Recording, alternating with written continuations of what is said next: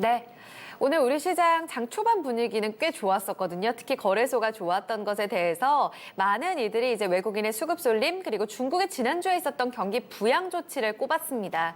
신규수 전문가님, 네. 중국의 지급 준비율 인하 조치, 뭐 전면적, 선별적 인하 다 동시에 지금 조치가 들어왔다고 하는데 이게 오늘 외국인 거래소의 매수로 이어지는 이유 어떻게 볼 수 있을까요?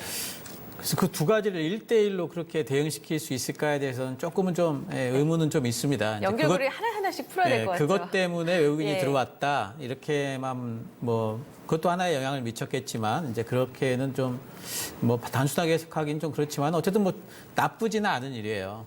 중국이 이제 지준율을 갖다 인하하게 되면은 유동성이 풀리게 되고요. 네.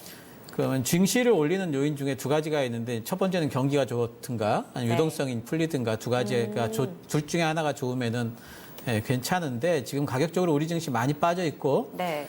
중국에서 경기 부양책을 쓰고 있다는 이런 부분들은 분명히 G2가 어떤 경기 부양책을 쓰게 되면은 거기에 이제 영향을 많이 받는 신흥국 증시는 또 분명히 좋은 영향을 받을 겁니다. 근데 오늘 올라간 부분이 꼭 중국에서 그런 것들을 지준율을 내렸기 때문에 올라갔다 이렇게만 해석하기에는 많은 긍정적인 요인들이 조금은 있어요. 글로벌 정치적인 어떤 불확실성들이 조금 좀 완화되고 있는 부분들이 있기 때문에 그런 부분을 타면서 좀 올라온 것 같고 어쨌든 이제 유동성이라는 부분에서 상당히 좀 유리해진다. 그것도 전체 글로벌 시장을 이끌어가는 G2 중에 한 군데에서 그렇게 돈을 풀고 그리고 중국만 그런 게 아니고 사실 이제 유럽 쪽에서 돈 풀겠다 그러고 있기 때문에 네. 이제 그런 기대감들이 전부 다 묻어나서 우리 시장의 외국인들이 지금 3일째 코스피 쪽에 들어오고 있거든요. 네.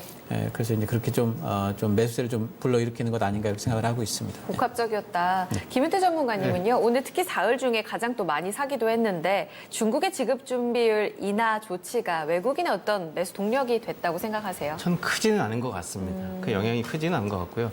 자, 지급 준비율 영향 같은 한국서 한 건 아니잖아요. 이게 중국이란 말이에요. 그렇죠. 직접적인 영향이라는 거는 중국에서 한 150조 정도가 추가로 풀린단 말이에요.